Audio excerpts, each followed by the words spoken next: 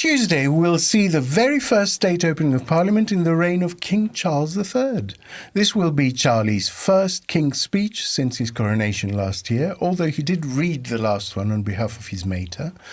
Prime Minister Sunak has vowed to put the brakes on climate-saving policies, and the government's legislative programme will include granting new licences for North Sea drilling and more pro-car promises. All eyes on lifelong environmentalist Charles. But is announcing your long-term ambitions when everyone thinks you have just months to go as a government just a futile act of posturing? Marie, Sunak's first year was all about steadying the ship. So he basically gets one legislative session to make his mark. What we know so far of the programme that will be announced seems precariously perched between short-term things I am doing for electoral advantage and long-term things I will probably never get to do. Do you have some sympathy for him? Is it a pretty impossible position? I don't know, yes and no. So I think the odd thing is that, and it's everyone in Westminster, but we forget the Conservatives have a very large majority at the moment in the Commons. There's not been that big a majority in government for a very long time. So if he just wanted to force through some stuff, he could. But again, I think it's not just Rishi or Number 10. Everyone seems to forget that there's a very odd thing, I think, in Westminster. Everyone's like, oh, yeah, no, it is a generation-defining majority, technically. Yeah. Because, I think there's that odd psychological thing because we all know they're about to lose it. So it's a bit like, But yeah, so, I mean, I think, I kind of lack sympathy a bit because if he really wanted to do stuff, he could, because Labour could not stop him. And, and you would need really large Conservative rebellions as well for stuff not to pass. If you speak to backbench MPs, if you talk to kind of people who work in and around Parliament, they've not been doing a lot for the past year. And I get that, again, there was a period of time of steadying the ship, etc. But that doesn't mean they can do anything. And yet backbenchers are unbelievably bored. Like, quite often the House just rises really early. It's a bit like, fine, he doesn't have that much time left. But again, if he really wanted to do stuff, he could just do it. Because there's nothing legislation-wise, if you look, there's kind of nothing going on. I guess the only counter-argument to that is that if we believe reports that about 20 letters have already gone into the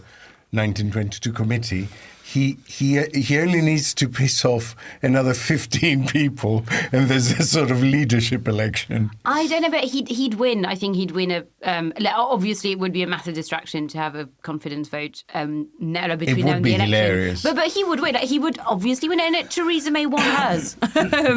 So I do think he is just being timid. Like, there is space there for him to do stuff. In his little Peppy video, I don't know if you saw it. I did. It's very TikTok-y, very. Sunak insisted, what can a country achieve in 52 weeks? Watch this space. Is there anything trailed so far that you find quite exciting? And is there anything notable by its absence?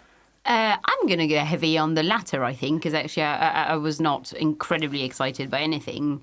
But I would say, I think what's missing, and even, looking at this from a Tory perspective, what's missing is virtually even just one thing hoping to win back even a single voter again, like under 45. So there's no, even stuff, so like conversion therapy, the legislation on that has been kicked into the long grass again.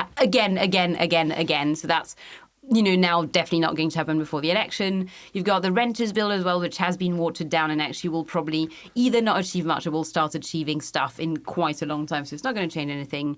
There's nothing significant on house building, nothing significant, because obviously we did have, was at the last budget, I think, some stuff on childcare, which is, almost certainly not going to work. There's nothing trying to bolster that, trying to help parents in any way. So I think, what's missing is even literally just the one thing trying to make, the lives of people under 40 even vaguely more bearable. I mean, I am biased, but still. Anyone's life more bearable, I would say. I'm trying to find the actual thing that they said about conversion therapy because I found it sort of bitterly funny. So the line from the spokesperson was that they haven't found the right shape for the legislation yet. It's a bit like the wrong crisis. I mean, this is something that they announced 5 years ago. And also everyone agreed at the time. Yeah.